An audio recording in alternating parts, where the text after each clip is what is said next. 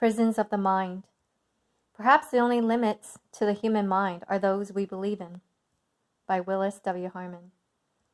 Those who control the stories that define the culture of a society control its politics and its economy.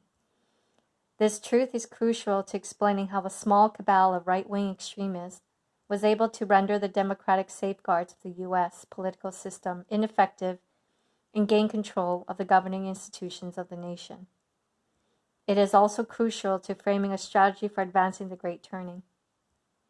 The leaders of the New Right view the world from the perspective of an imperial consciousness that holds elite rule to be the only viable option for maintaining social order. To build a political base, they set about to frame the largest stories that would legitimate this worldview in the public mind and bind the political debate to their interest.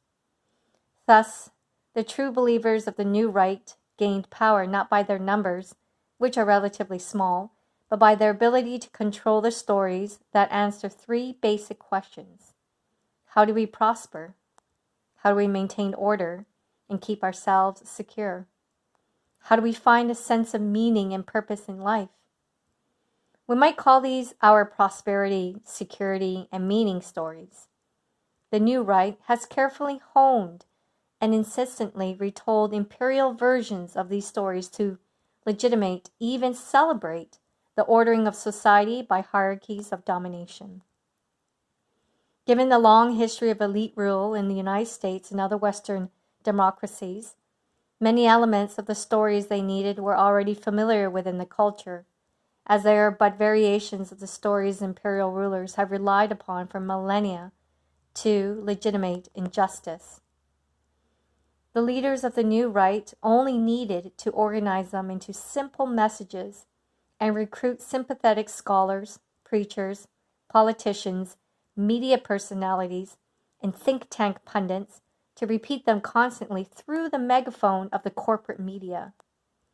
Together they created an echo chamber that embedded their stories in the culture and limited the boundaries of public discourse to a choice among policies that favor elite interests. We hear these stories echoed so often in so many different contexts that we come simply to accept them as statements of reality. Their narratives become prisons of the mind that confine us to the lower orders of consciousness and possibility. To liberate ourselves, we must first recognize these narratives for what they are. Imperial prosperity story. By definition, imperial elites inhabit a world of power and privilege based largely on their ownership of the productive assets on which the lives of all depend. They understandably favor stories that affirm the importance and legitimate the privilege of the owning class. The story. These are the essential elements of the imperial prosperity story. Economic growth, which expands a pie of wealth to create prosperity for all, depends on investment and therefore a wealthy investor class. The greater the financial returns to members of the investor class, the greater their incentive to invest. The more they invest, the faster the economy grows and the faster the lives of all improve. Since the market rewards individual investors in proportion to their contribution, inequality is natural, healthy, and essential to prosperity. Only the simple-minded and mean-spirited would begrudge the rich their due reward, because as the rich get richer, so does everyone else.